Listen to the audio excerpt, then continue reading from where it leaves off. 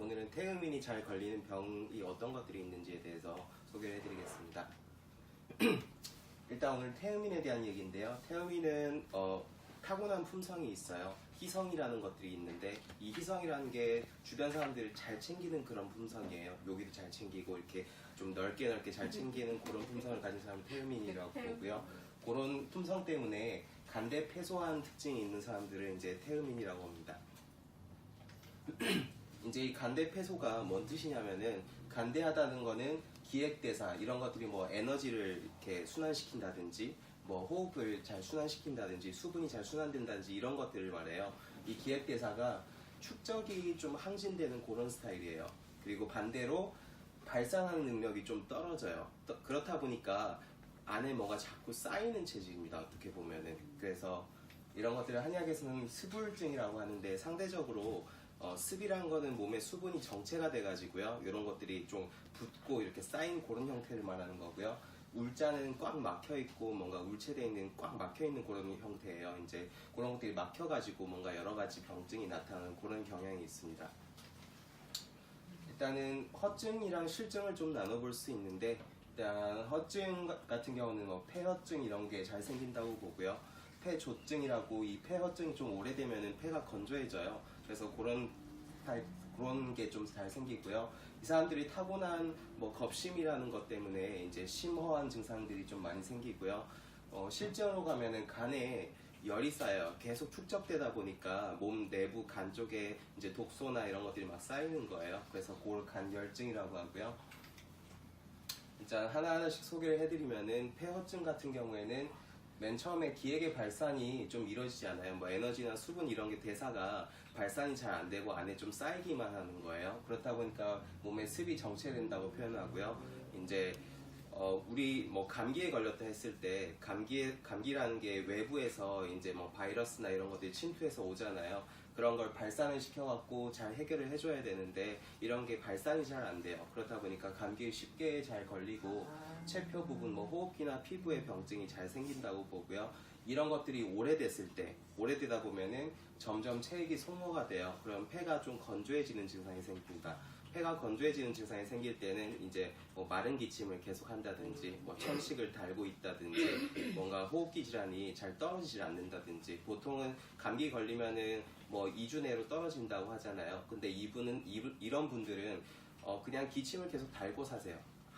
뭐 평생 계속 달고 살고 있고 몇 개월 동안 기침이 해결이 안 돼요. 이런 분들이 많이 있습니다.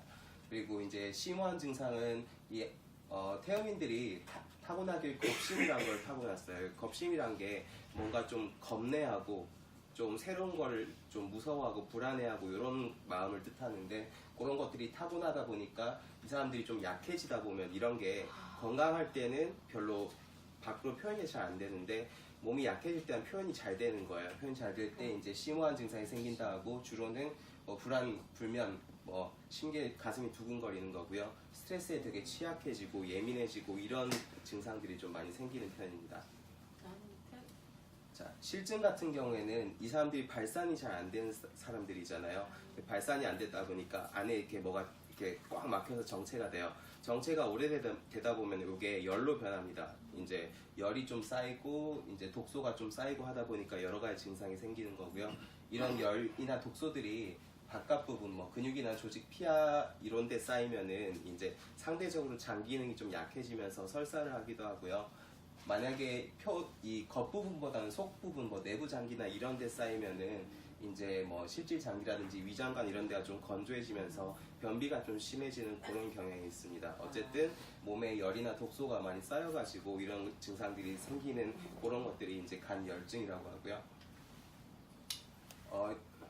네, 일단은 이런 태음인들이 바깥으로 잘 발산이 안 되는 스타일이라고 했잖아요. 자꾸 쌓는 스타일인데 이런 게 마음으로 가면은 탐욕이나 욕심 같은 걸로 나타나요. 평소에는 품성이 희성이라고 하는데 희성이란 게 밖에 이렇게 잘 챙기고 이런 품성이라고 말씀드렸잖아요. 이런 게 잘 발휘될 땐 괜찮아요. 근데 이런 게 반대로 발휘가 안 되고 내부에 자꾸 쌓기만 시작하면 이제 탐욕이나 욕심 이런 걸로 나타나고요. 그럴 때 이제 치심이랑 교심이라고 하는데 치심은 좀 사치스럽게 날 이렇게 막 이렇게 드러내는 대접받길 원하는 뭐 그런 마음들이 치심이라고 하고요. 교심은 이제 교만한 거 이제 그냥 내가 제일 잘났어 이런 식으로 막 자꾸 드러내려고만 하는 그런 걸 교심이라고 하는데 이런 것들이 쌓여요. 그렇다 보면은 이제 몸에 점점 정체가 됩니다. 정체가 되면은 수분 대사 잘 안 되면서 이제 스불이라는 게 생기고요. 이런 게 더 오래되면은 열로 변한다든지 뭐 폐가 건조해진다든지 이런 걸로 변하고요.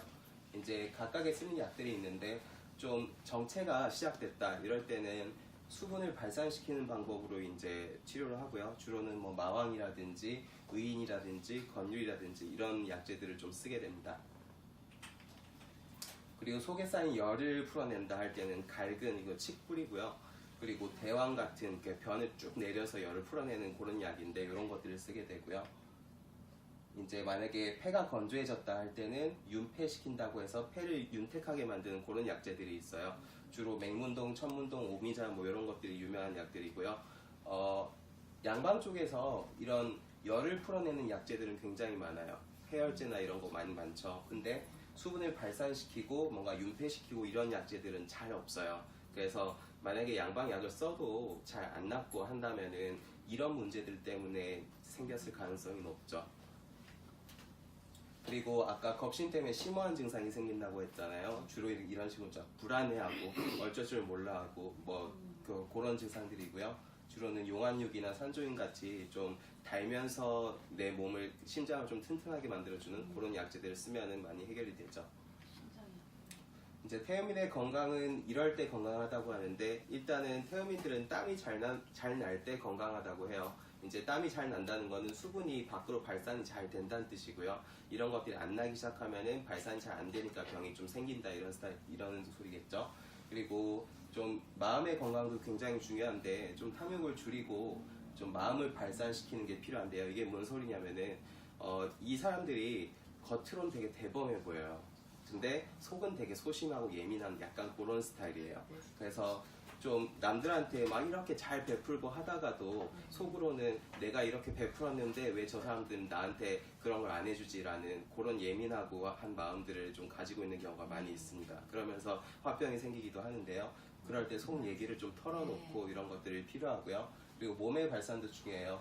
땀이 잘 나면 건강하다고 했잖아요. 그래서 땀을 좀 낼 수 있는 좀 운동을 해준다든지 이런 것들이 자꾸 밖에 나가서 운동하고 사람들과 교류하고 이런 것들을 하는 게 굉장히 건강에 도움이 많이 됩니다.